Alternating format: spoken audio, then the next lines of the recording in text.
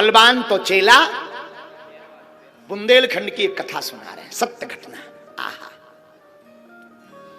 बुंदेलखंड में एक जिला है टीकमगढ़। टीकमगढ़ जिले में एक स्थान है ओरछा, जहां पर राम जी राजा के रूप में पूजे जाते हैं। वहां एक राजा हुए जिनका नाम था मधुकर साह। ध्यान से सुनना, क्या नाम था? मधुकर साह। मधुकर साह नाम के एक राजा हुए, बड़े भगवत भक्त, इतने धर्मात्मा हुए, क्या कहना। आपको ठाकुर जी के अनेक बार दर्शन भये। मधुकर साह जी ओरछा के राजा। श्री राम जय राम,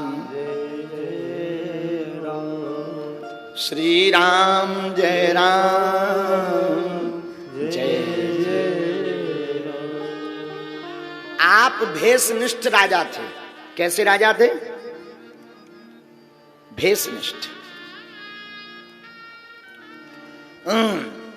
एक इनका चरित्र है। आप बड़े सूरवीर थे, बड़े धर्मात्मा थे। आहा हा, आपने अनेक किलों को जीत लिया।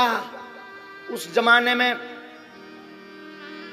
अकबर बादशाह था पूरे देश का। दिल्ली का राजा बादशाह था अकबर। अकबर के समय में मधुकर साह की खड़ग यानी तलवार ऐसी चमचमाती थी कि अकबर की सेना के पनपने कांपते थे। एक तो बुंदेलखंड का राजा, दूसरा गुरु का शिष्य था। आपको सुनकर गौरवान्वित महसूस होगा, मधुकर साह ने जिंदगी में मरते दम तक तिलक लगाना नहीं छोड़ा। और केवल मस्तक पर नहीं, 12 अंगों में तिलक का वर्णन है। 12 अंगों में। आज नहीं, कल बताएंगे हम 12 अंगों में कहां कहां तिलक लगाया जाता है। मधुकर साह 12 अंगों में तिलक लगाते थे।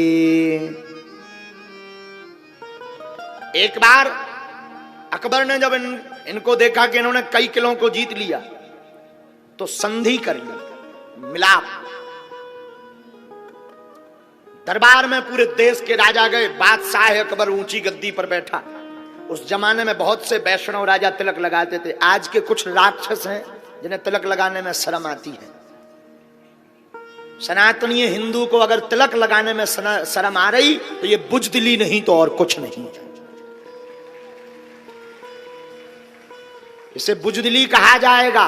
किसी को भारत में टोपी पहनने में शर्म नहीं है, किसी को भारत में क्रॉस पहनने में शर्म नहीं है, तो हमें तिलक लगाने में किस बात की शर्म?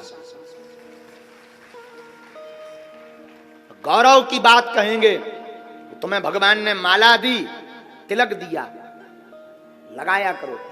वैष्णव भक्त बहुत थे। मधुकर साह भी अकबर की सभा में गए। राजा ने तिलक वाले राजाओं को देखा तो नाराज हो गया अकबर। अब वो तो पहले से ही ऐसा चला आ रहा है, आज कोई नई बात नहीं है। राजा ने घोषणा की, मैं बादशाह हूं, मैं आदेश देता हूं कल से मेरी सभा में कोई तिलक लगाकर नहीं आएगा। अगर तिलक लगाकर आएगा तो गरम लोहे से उसके मस्तक को दाग दिया जाएगा। सब राजा भय के मारे तिलक लगाकर नहीं आए दूसरे दिन। लेकिन मधुकर साह रोज छोटा लगाते थे, आज बड़ा लगाया। चमचमाता हुआ भारी एंटीना सा लगा करके मधुकर साह पहुंचे। और सबसे अद्भुत यही देखें, याद रखना, लाखों लोग सुंदर मेकअप लगा करके खड़े हों, उनमें एक बंदा तुम तिलक लगा करके खड़ा कर देना, लाखों में वो सबसे अलग नजर आएगा।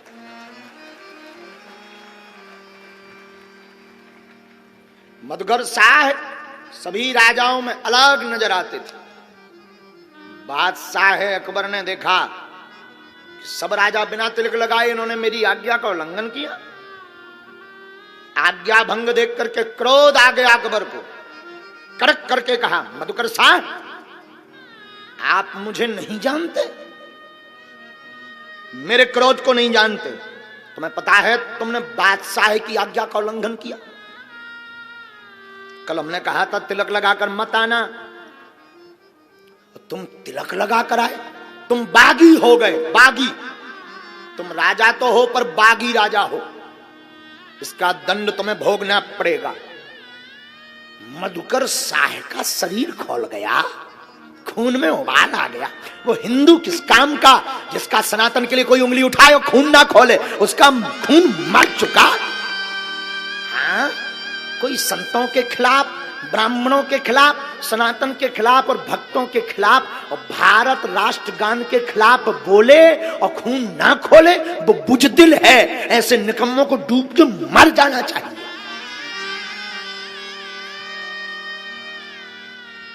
हाँ, आज कोई हमें बता रहा था एक कोई नई फिल्म बनी है जिसमें काली माता को सिगरेट पीते हुए पोस्टर दिखाया गया।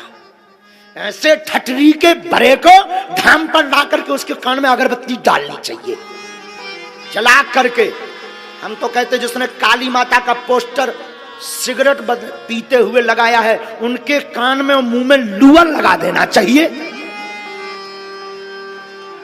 और हिंदुओं से निवेदन करेंगे, तैयार हो जाओ, उस फिल्म को देखना भी मत, और उसके जो भी लोग दिखें उनको सिगरेट आंख में लगा देना।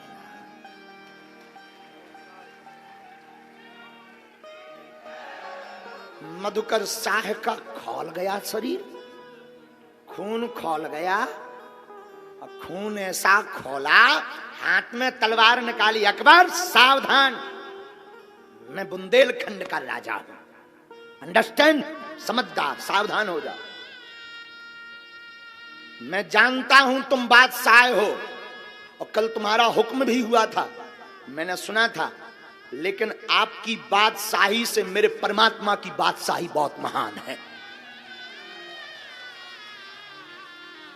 मैं तुम्हारे बादशाह के साथ साथ मैं परमात्मा का भी सेवक हूं। हा,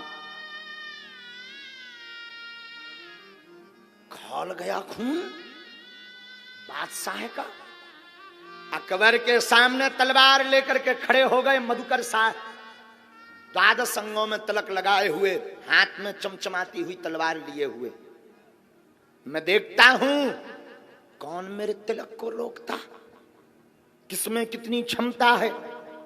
याद रखना बादशाह अकबर, मैं प्राणों से ज्यादा सर्वश्रेष्ठ धर्म को मानता। इतनी गर्जना दरबार में करी ही थी कि जितने वैष्णव राजा थे वो सब मधुकर शाह के पक्ष में हो गए। सब बाह बाह धन्यवाद के नारे लगाने लगे। और देखते ही देखते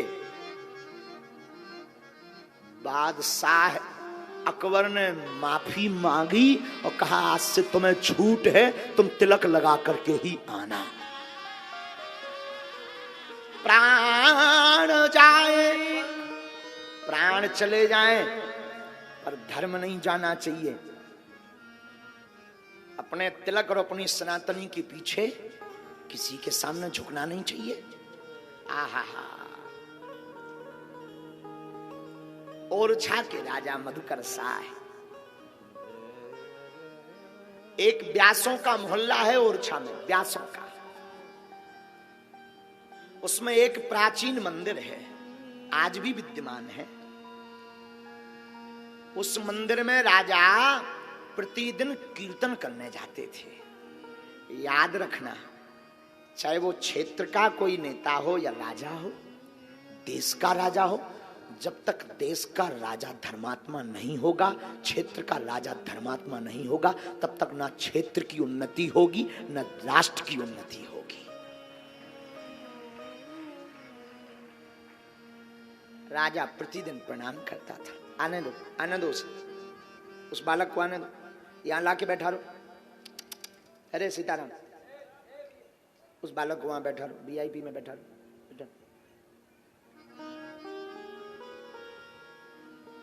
क्या ये वीआईपी नहीं है क्या?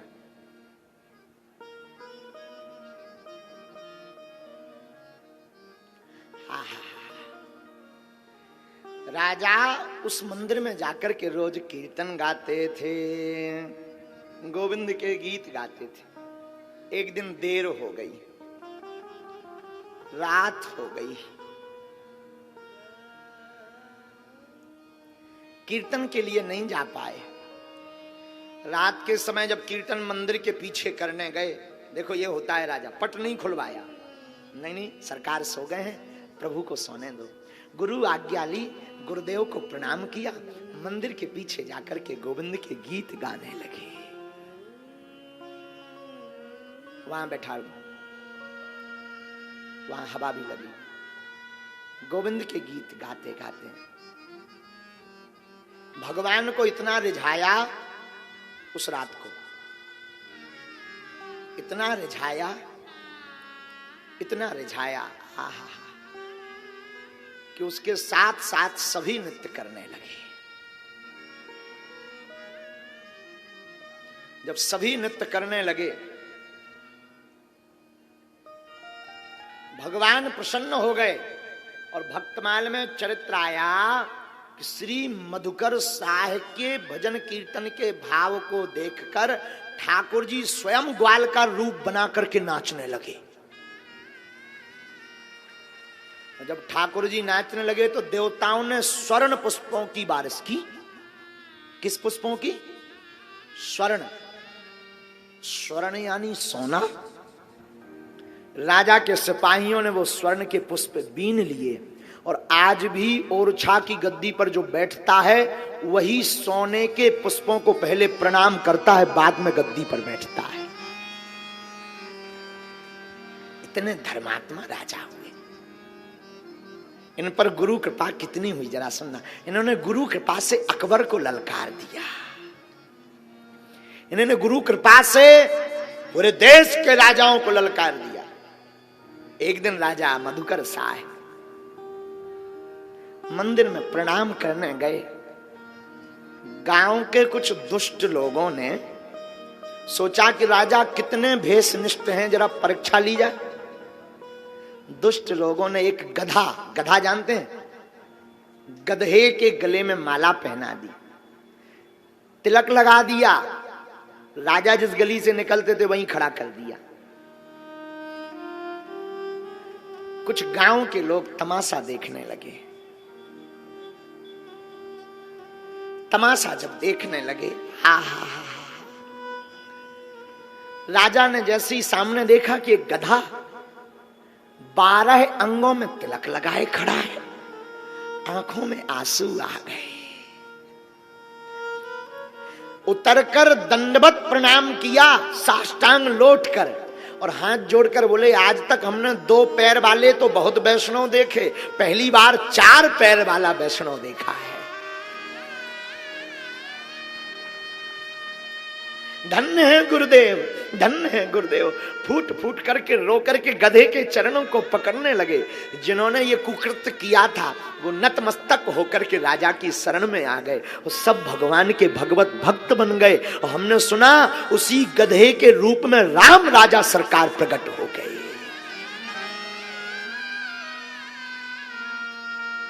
हरि व्यापक सर वक्त्र समान, हरि व्यापक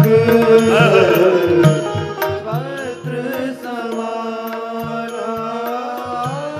प्रेम प्रकट होई में जाना, प्रेम प्रकट होई में जाना, हरि व्यापक सर्वत्र समाना, हरि व्यापक सर्वत्र समाना,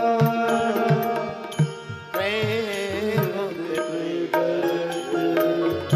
होई में जाना, प्रेम प्रकट होई में जाना, प्रेम